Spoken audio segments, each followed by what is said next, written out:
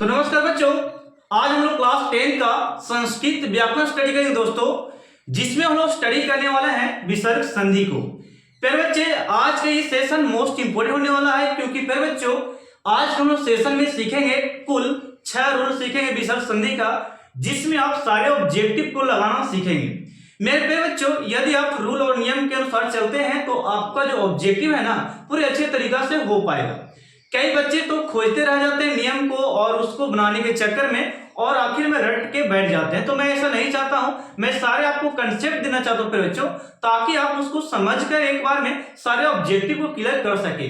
तो चलते वीडियो को स्टार्ट करते हैं। और फिर बच्चों एक बात मैं और कहना चाहूंगा, यदि आप लोग इसके पहले पार्ट नहीं देखें, पार्ट 1 पार्ट 2 नहीं देखें, जिसमें मैंने पार्ट 1 में बता रखा है स्वर संधि के बारे में, और मेरे बच्चों पार्ट 2 में मैंने बताया था व्यंजन संधि के बारे में। मैंने अपने गहन मेहनत के अनुसार वो दोनों वीडियो को मैंने आपको दिया है, जिसे आप लोग जाकर प्लेलिस्ट में जरूर देखें। आज की वीडियो मैंने अपने ही बोल सकते मेहनत और लगन से वीडियो को मैंने बनाना चाहा, विसर्ग संधि आखिर है क्या और इसमें से ऑब्जेक्टिव कितने बनने के चांसेस हैं।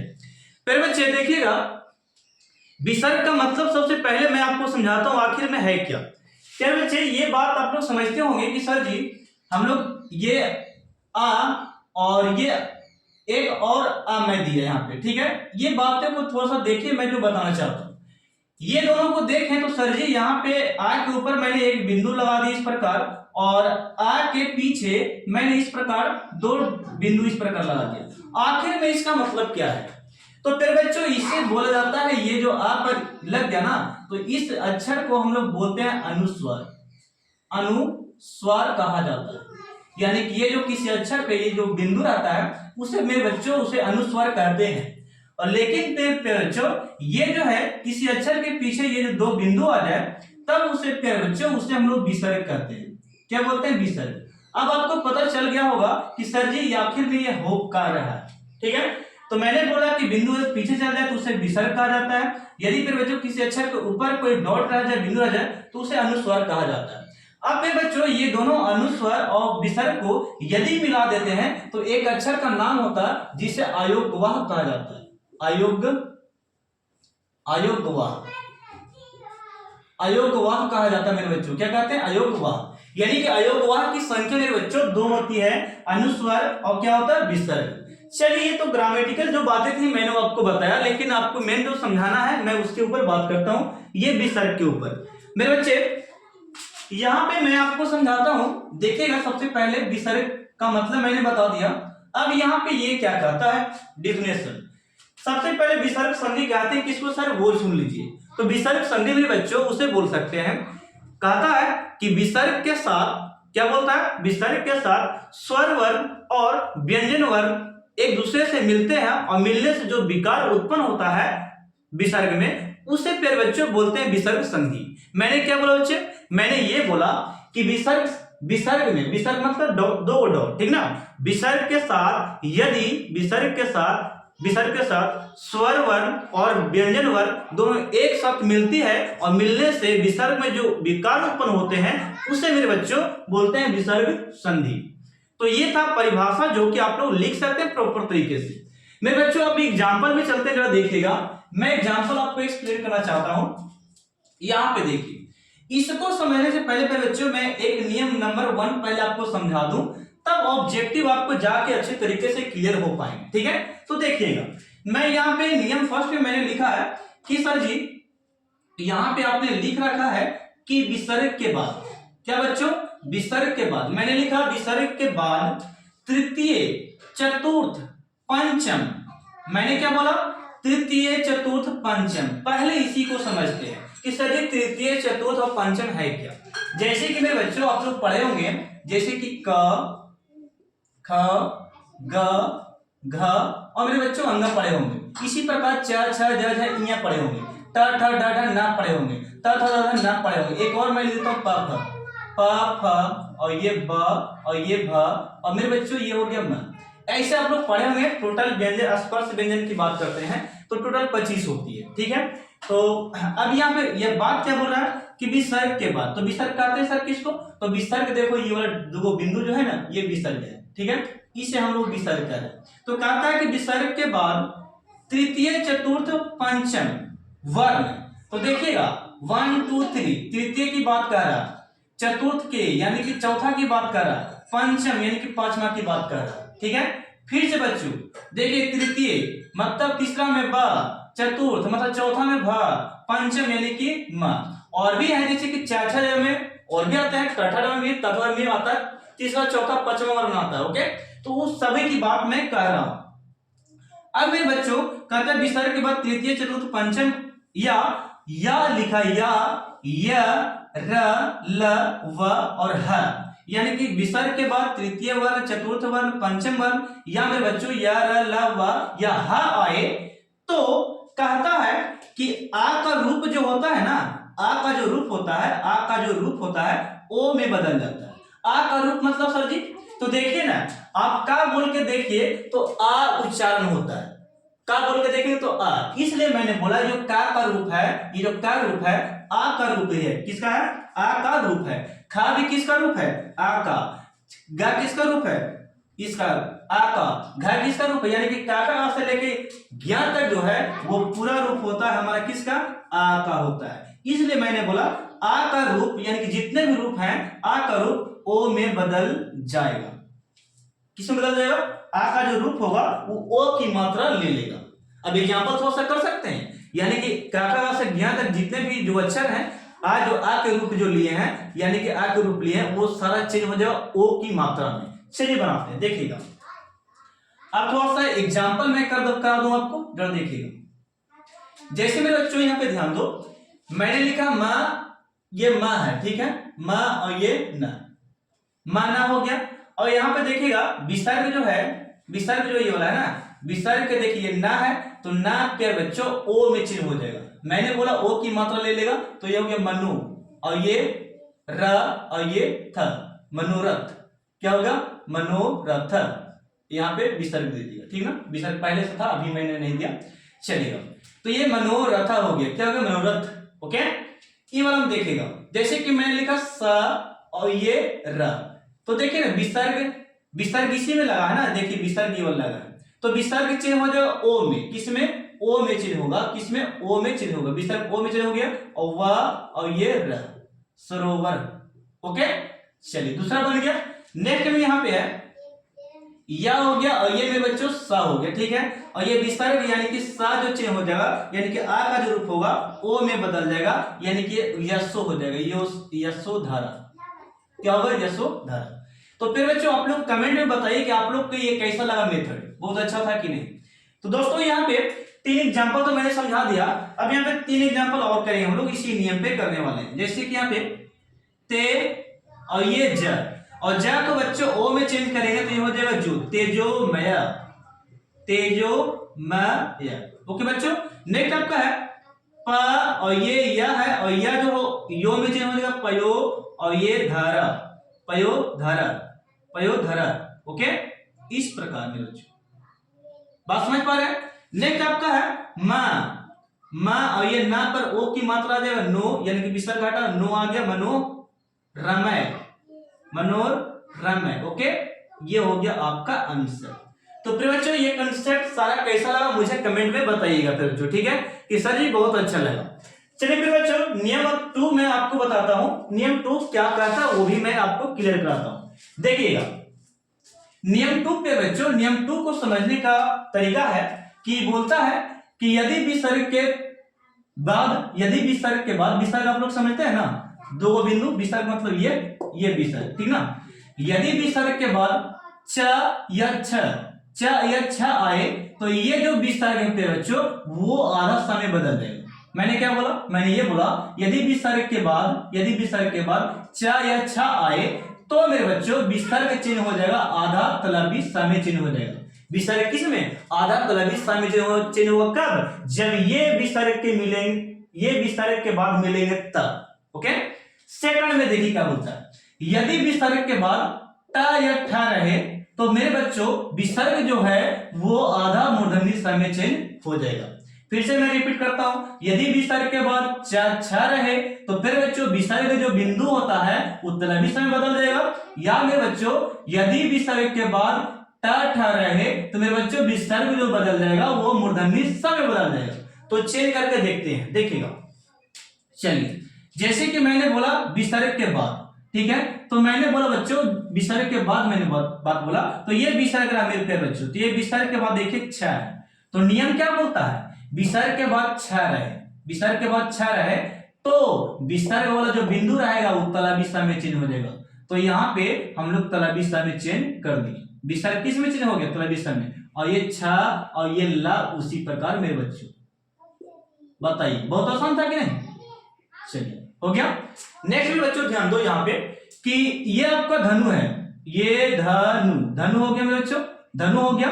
और ये विसर्ग जो चिन्ह हो जाएगा मेरे बच्चों, विसर्ग के बाद देखिए टा है, तो देखिएगा विसर्ग के बाद टा आ गया, विसर्ग के बाद टा आया, तो ये जो विसर्ग है वो आधा सा में चेंज हो जाएगा, आधा सा में। तो ये हो गया धनुष टंकार, धनुष टंकार। ओके, चलिए, तो ये मैंने दो एग्जांपल लिए हैं, काफी इंटरेस्टेड था, लेकिन और भी एग्जांपल है फिर बच्चों, समझाने का तो मैं समझा दूं, लेकिन और भी नियम हम लोग को कवर करना है, ठीक है, इसलिए मैंने और एग्जांपल नहीं लिखा। यदि आप लोग कमेंट कीजिएगा तो फिर बच्चों मैं आपको एग्जांपल के सारे वीडियो मैं आपको देना चाहूंगा, आप लोग केवल कमेंट कीजिए, ठीक ना। चलिए नेक्स्ट रूल में चलते हैं। नेक्स्ट रूल में आपका है नियम थर्ड में आपका क्या बोलता है वो सुनिएगा। ये बोलना चाहता है कि यदि मेरे बच्चों यदि विसर्ग के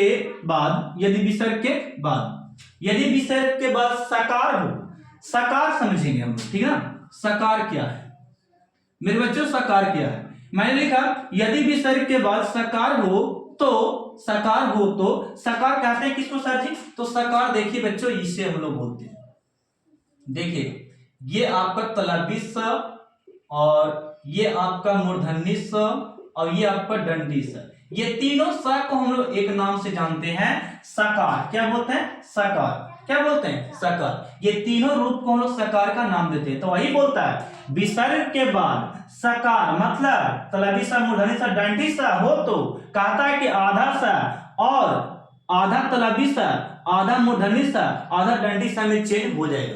विसर्ग किस में चेंज हो जाएगा, आधा तलबी सा में, आधा मूर्धन्य सा में, आधा दंडी सा में चेंज हो जाएगा। कब, जब विसर्ग के बाद ये तीनों अक्षर अगर मिल गए, तब विसर्ग के बाद ये तीनों अक्षर मिलेगा तो विसर्ग बहुआ बदल जाएगा, ये आधा सा में बदल जाएगा, उसी का रूप ले लेगा, ठीक है। चलिए करके दिखाते हैं। जैसे कि मेरे बच्चों ध्यान दो, ये दू का मैंने दू लिखा, विसर्ग हटा दिया। अब ये जो सा देख रहे हैं तलबी सा ना, इसी का रूप बताइए कौन वाला, ये है, बताओ। तो तलबी से सर जी तो आधा सा दीजिए, विसर्ग हटा ना तो आधा सा ले लिया, लेकिन शासन हम लोग उसी प्रकार लिखेंगे सा स न। बताइए हल्का था कि नहीं, बिल्कुल हल्का था कि सर जी शासन तो आप उसी प्रकार लिख दिए। ये विसर्ग के बदले तलबी सा आधा सा आ गया तो ये इसी का रूप आएगा यहाँ पे, ठीक है ना। दूसरा सा यहाँ पे घुसाइएगा मत, जो यहाँ पे सा रहेगा उसी का रूप यहाँ पे देना पड़ेगा आपको। चलिए नेक्स्ट में नी का नी सर जी, नी का नी, और यहाँ पे तलबी सा है तो बताओ कौन सा चलेगा, तलबी सा ही चलेगा, यानी कि नी शब्द मेरे बच्चों, नी शब्द हो गया, ठीक है, क्लियर हो गया। यहाँ पे बच्चे बताइए बच्चों, नी का नी हो गया, और ये डंडी सा है तो डंडी सा का आधा सा देखो, आधा सा होगा ना, ऐसे आधा सा होगा, ठीक है, ना कि ये वाला सा दीजिएगा, ये वाला सा, बिल्कुल गलती होगा फिर बच्चों, क्योंकि डंडी सा है तो डंडी सा का आधा सा हम लोग दें हैं विसर्ग के बदले में। और ये हो गया संदेह, उसी प्रकार निसंदेह। ओके, तो ये फिर बच्चों क्लियर हो चुका है आपका, यहाँ पे क्या था, नियम थर्ड आपका क्लियर यहाँ पे हो चुका है। अब मेरे बच्चों थोड़ा सा ध्यान दो, नियम फोर्थ में चलते हैं। तो नियम फोर्थ आपका कहता है, बेहतरीन है ये थोड़ा सा, तो ये बोलता है कि यदि विसर्ग के बाद मेरे बच्चों र हो तो आधा र, मैंने क्या बोला विसर्ग के बाद, तो विसर्ग बच्चे आप लोगों को मैं समझाता आ रहा हूं कि विसर्ग हम लोग दो बिंदु को इसको विसर्ग बोलते हैं, ठीक ना। तो कहता है यदि विसर्ग के बाद र यानी कि आधा र हो तो पहला स्वर दीर्घ हो जाता है। बात को खोपड़ी में गई नहीं गई, देखिए मैंने बोला विसर्ग के बाद सर जी, यानी कि ये वाला विसर्ग के बाद र रहे, क्या रहे, र रहे, विसर्ग के बाद र रहे तो पहला स्वर यानी विसर्ग का पहला जो स्वर रहेगा वह दीर्घ बन जाएगा। यानी कि यहाँ पे दीर्घ का मतलब मैं समझाता हूं, जरा ध्यान दीजिए यहाँ पे प्यारे बच्चों। जैसे कि मैं आपको लिखा नी, ये छोटी नी है तो इसका दीर्घ क्या बनेगा, बड़ी नी, ये वाली इस प्रकार, ओके, इस प्रकार बन गया। यदि मैं आपको लिखूं छोटी की इस प्रकार, तो इसका दीर्घ क्या होगा, तो ये बड़ी की इस प्रकार हो जाएगा। मान लेते कि यहाँ पे रहा पी, तो इसका दीर्घ क्या हो जाएगा, पी इस प्रकार। बात समझ रहे हैं, दीर्घ हो जाता है। चलिएगा, तो अब मैं एग्जाम्पल का आपको करा कर बताता हूं। विसर्ग है, विसर्ग के बाद र है, विसर्ग के बाद क्या चीज है, र, विसर्ग के बाद बबुआ र है, विसर्ग के बाद बाबू र है, और यहाँ पे एग्जाम्पल है विसर्ग के बाद बाबू र है। तो वही बोलता नियम कि विसर्ग के बाद र अगर होगा तो पहला स्वर, यानी कि जो विसर्ग के पहले जो स्वर है, विसर्ग के पहले जो स्वर है, विसर्ग के पहले ये जो दिया है, अच्छा जो दिया ना, तो वही बोलता दीर्घ हो जाता है। यानी कि ये छोटी नी है तो ये बड़ी नी हो जाएगा, कच हो जाएगा बड़ी नी। अभी मैंने समझाया आपको, बड़ी नी। और यहाँ पे निरवा इस प्रकार उसी प्रकार हो जाएगा, ठीक ना। नेक्स्ट मेरे बच्चों यहाँ पे ध्यान दो कि यहाँ पे नी है तो ये छोटी नी से बड़ी नी हो जाएगा मेरे बच्चों, लेकिन रोगा उसी प्रकार रहेगा, ठीक है, रो और ये ग। ओके, चलिए कंप्लीट हो गया। अब एक और एग्जांपल यहाँ पे देखिएगा, ये छोटी ऊ है, ये छोटी ऊ है, तो बड़ी ऊ तो उस तरफ होगा ना, इस तरफ ऐसे करके, यानी कि हम लोग घुमा कर दे सकते हैं इसको, दू इस प्रकार, दू और ये रा और ये ज, दुर्राज, ठीक है, दुर्राज, ये हो गया बात, दुर्राज हो गया। अब यहाँ पे नियम 5 में देखिए, नियम 5 आपका क्या कहता है कि यदि भी विसर्ग के बाद फिर बच्चों आ और आ को छोड़कर, यानी कि आई में देखा जाए मेरे बच्चों, तो टोटल आ से लेकर आह तक होता है, अ आ ई उ री ए ऐ ओ औ अन, इस प्रकार होता है। तो कहता है कि 12 अक्षर 13 अक्षर में छोड़कर कहता है कि ये दोनों अक्षर को छोड़ दीजिए, आ और आ को छोड़ दीजिए, चलिए छोड़ देते हैं, ठीक है। तो कोई स्वर आए, यानी कि ये दोनों को छोड़कर और कोई स्वर आए, यानी कि ई आ सकता है, बड़ी ई आ सकता है, उ आ सकता है, छोटी उ, बड़ी उ आ सकता है, ए आ सकता है, आ सकता है, ये सभी की बात बोल रहा है। कोई स्वर आए तो, और आए तो हो गया, और वर्ग के तृतीय या चतुर्थ या पंचम वर्ण हो तो, ये इसका मतलब समझ में आता है, तृतीय चतुर्थ पंचम वर्ण हो तो। अभी मैंने समझाया था, देखिएगा यहाँ पे बच्चों, यहाँ पे मैं समझाना चाहूंगा। देखिए अभी मैंने समझाया था कि जैसे सर जी आप लोग पढ़े होंगे क ख, जैसे कि क ख ग घ, और ये मेरे बच्चों अंग, च छ ज झ और ई, और यहाँ पे ट थ ड ढ और ये ट्वर्गिन, त थ, आप लोग सही से थोड़ा सा लिख लीजिएगा, त थ और ये द और ये ध और ये न, और एक पापा हुआ होता है, ठीक है। अब समझाता हूं, इसका मतलब ये होता है, कहां गया, यहाँ पे तृतीय और ये चतुर्थ ये पंचम वर्ण बोल रहा है। तो बताइएगा जी कि क ख ग घ अंग, तो तीसरा में कौन है, तो ग है सर जी। चौथा वर्ण की बात कर रहा है, तो चौथा वर्ण यहाँ पे घ। पंचम वर्ण की बात बोल रहा है, तो पांचवा में ये घ। वही नहीं बोल रहा है कि तीसरा चौथा पांचवा, तीसरा चौथा पांचवा, तीसरा चौथा पांचवा, तीसरा चौथा पांचवा, वही बोलता है कि तीसरा चौथा पांचवा वर्ण हो तो विसर्ग जो है बाबू उर्रा में चिन्ह होता है। कहता है कि यदि विसर्ग के बाद ये आ ई छोड़कर कहता कोई स्वर आ जाए, मतलब ई ए ऐ ओ कुछ भी आ जाए, और तृतीय चतुर्थ पंचम वर्ण आ जाए, यानी कि स्वर भी आना चाहिए, तृतीय अक्षर भी आना चाहिए, चतुर्थ अक्षर भी, पंचम वर्ण भी आना चाहिए। यदि ये सब चलाता है विसर्ग के बाद, तो कहता है विसर्ग का रूप चेंज हो जाता है आधा र में। किसमें, आधा र में चेंज होता है मेरे बच्चों, किसमें, आधा र में चेंज हो जाता है, बदल जाता है। चलिए इसका एग्जाम्पल भी थोड़ा सा हम लोग कर लें।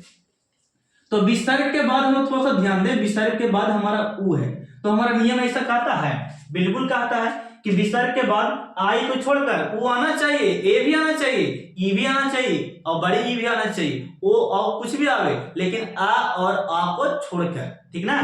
तो वही बोलता है कि विसर्ग के बाद देखो उ आ जाए कोई दिक्कत नहीं। स्वर हम लोग किसको बोलते हैं, स्वर हम लोग बोलते हैं आई से अंत तक, ठीक ना, ओ तक बोलते हैं। तो वो कोई स्वर आ जाए तो वही देखो विसर्ग के बाद उ आ गया, क्या आ गया, उ, ये देखो ये स्वर आ गया, उ आ गया।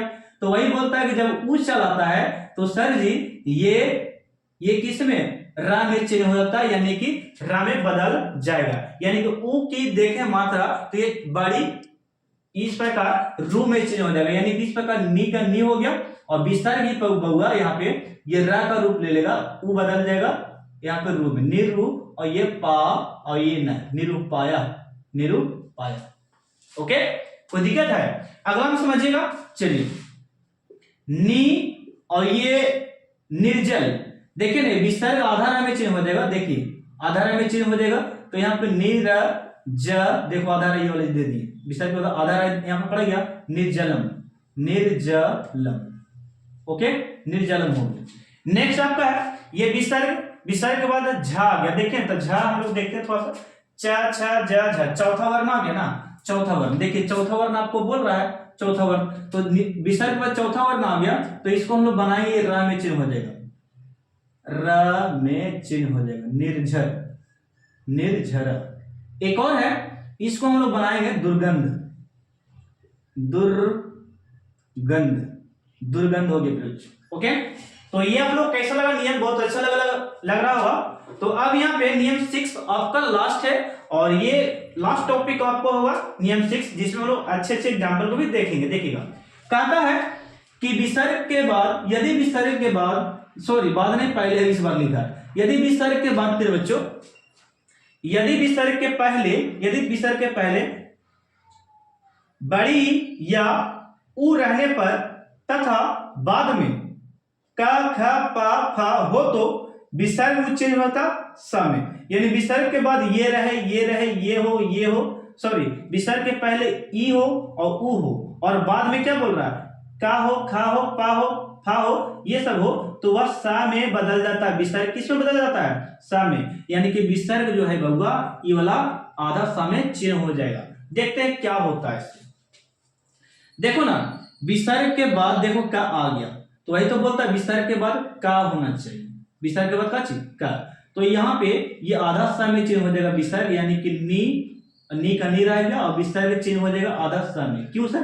क्योंकि विसर्ग के बाद का आ गया, विसर्ग के बाद का आ गया, विसर्ग के बाद का नियम बोल रहा है, तो यहाँ विसर्ग के बाद देखो का आ गया, तो ये आधा सा में चेंज हो जाएगा विसर्ग, निष्कपट हो जाएगा, निष्कपट, विसर्ग के बदले ये आधा सा यहाँ पे चला। ठीक है, अब नेक्स्ट आपका है निष्फलम, इसका हो जाएगा नी आधा सा, ये वाला आधा सा चलाएगा, ये वाला आधा सा यहाँ पे निष्फलम हो जाएगा, निष्काम हो जाएगा और अविष्कृतम हो जाएगा ये वाला। ठीक है, एक और मैं बना देता हूं, देखिएगा नी, अब यहाँ पे ये आधा सा और ये फ और ये ल और ये म, निष्फलम। ठीक है, तो बाकी ये दोनों आपका होमवर्क रहा बनाने के लिए। तो फिर बच्चों आप मुझे आज्ञा दें कि अगले वीडियो में लेकर आऊं समास का और भी प्रत्यय उपसर्ग हैं संस्कृत में, ऑलरेडी मैंने हिंदी में पढ़ा रखा है, हिंदी व्याकरण में, उस सब जाकर देख सकते हैं, लेकिन संस्कृत में उपसर्ग बाकी है और प्रत्यय बाकी है और समास बाकी है। ठीक है, और कारक ही जल्द ही आने वाला है, ये सब चैप्टर छोटे छोटे हैं, तुरंत ही आएगा। अनुवाद भी हम लोग सीखेंगे, अनुच्छेद भी, पत्र लेखन भी और आवेदन पत्र भी अलग से हम लोग लेकर आने वाले। ठीक है, तो वीडियो में बने रहिएगा, वीडियो को शेयर भी करना है आप लोग को, ताकि चैनल आपका ये ग्रो कर सके। ठीक है।